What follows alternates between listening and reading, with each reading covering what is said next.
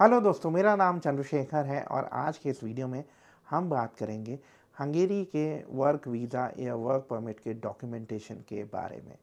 देखिए, पिछले कुछ हफ्तों में हमें बहुत सारे लोगों ने कांटेक्ट किया है, अपने डॉक्यूमेंट्स भेजे हैं, वर्क परमिट या वर्क वीज़ा के कॉन्ट्रैक्ट भेजे हैं, ईगाज़ोलास भेजा है, ये पता करने के लिए कि क्या ये सही है या नहीं और क्या हमको इनके बेसिस पे वीज़ा मिलेगा या नहीं।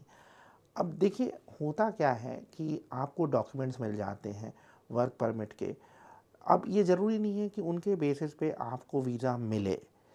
हमने ऐसे भी केसेस देखे हैं कि जो डॉक्यूमेंट्स आपको हंगेरी से मिले वो सारे ओरिजिनल थे, लेकिन फिर भी वीज़ा रिफ्यूज़ हो गया।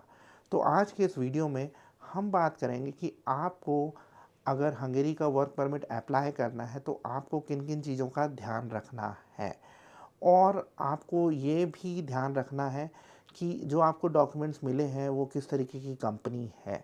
इससे पहले कि हम आगे बढ़ें, मैं आपसे रिक्वेस्ट करूँगा कि आप हमारे यूट्यूब चैनल को सब्सक्राइब कर लीजिए, क्योंकि मेरा पर्पज़ है आपको 100% जेन्युइन इन्फॉर्मेशन देना। दोस्तों, पिछले कुछ हफ्तों में हमें बहुत सारे लोगों ने कांटेक्ट किया, अपने डॉक्यूमेंट्स भेजे। अब देखिए क्या है, जो देख के मुझे हैरानी हुई, उसमें ज़्यादातर डॉक्यूमेंट्स ओरिजिनल थे, लेकिन कुछ एक डॉक्यूमेंट फ़ेक थे। अब ये जो फ़ेक डॉक्यूमेंट्स थे, उनके साथ क्या था कि बेसिकली ये जो डॉक्यूमेंट्स थे, ये जॉब आपको दिखा रहे थे हंगेरी में है, और जो कंपनी का एड्रेस था वो बेसिकली पोलैंड का था। ऐसे ही हमें बहुत सारे लोगों ने ऐसे डॉक्यूमेंट भेजे जो बेसिकली वर्क परमिट हंगरी का था, लेकिन जिस कंपनी ने वो वर्क परमिट दिलवाया है वो यूक्रेन की है।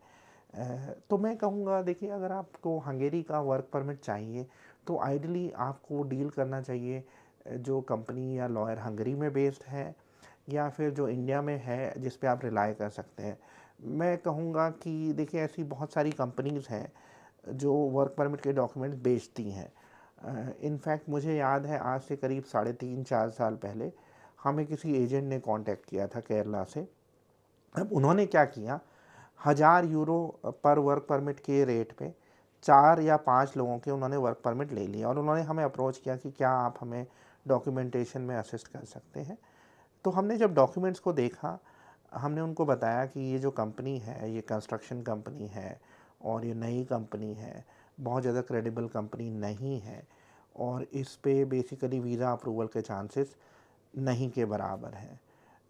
तो खैर उन्होंने हमारी फ़ीस पे की, सब कुछ ठीक रहा, लेकिन ये जो 5 लोग थे उनका वीज़ा रिफ्यूज़ हो गया। तो मैं कहूँगा कि जस्ट बिकॉज़ आपके पास डॉक्यूमेंट्स हैं वीज़ा अप्लाई करने के, और तो ये ज़रूरी नहीं है कि आपको वीज़ा मिल जाएगा। मैं फिर दोबारा से कहूँगा कि रिसर्च करना बहुत ज़्यादा ज़रूरी है। और अगर आप किसी एजेंट से या लॉयर से डील कर रहे हैं हंगेरी में, ये असर्टेन करिए या ये उनसे पूछिए कि वो बेसिकली किस तरीके की कंपनी में आपका अप्लाई कर रहे हैं। एक और चीज़ मैं आपको यहाँ पे बता देता हूँ, वेयर हाउस जॉब्स के नाम पे बहुत ज़्यादा धोखा हो रहा है। तो वेयर हाउस के जॉब्स हैं हंगेरी में, लेकिन होता क्या है, लोगों को ये लगता है कि वेयर हाउस का जॉब बहुत कंफर्टेबल है, आप एक जगह बैठ जाएंगे और देखेंगे कि सामान इधर उधर कैसे जा रहा है। तो वेयर हाउस के जॉब्स हैं, लेकिन बेसिकली वो इतने ज़्यादा नहीं है कि हर एक को मिल जाएंगे। तो मैं एक बार आपको थोड़ा सा बता दूं, मतलब बिल्कुल ब्रीफ में, कि क्या क्या चीज़ आपको ध्यान रखनी है हंगेरी के वर्क परमिट या वर्क वीज़ा को लेके। पहली चीज़, ऐसी कंपनी से डील करें जो हंगेरी में बेस्ड हो, या ऐसे लॉयर से डील करें जो हंगेरी में बेस्ड हो।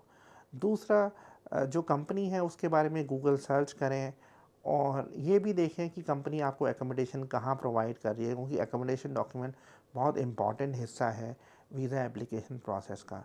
फिर दूसरा, क्या वर्कफोर्स डिमांड लेटर है, ये भी ज़रूरी है, क्योंकि सिर्फ कॉन्ट्रैक्ट के बेसिस पे आप वीज़ा नहीं अप्लाई कर सकते हैं।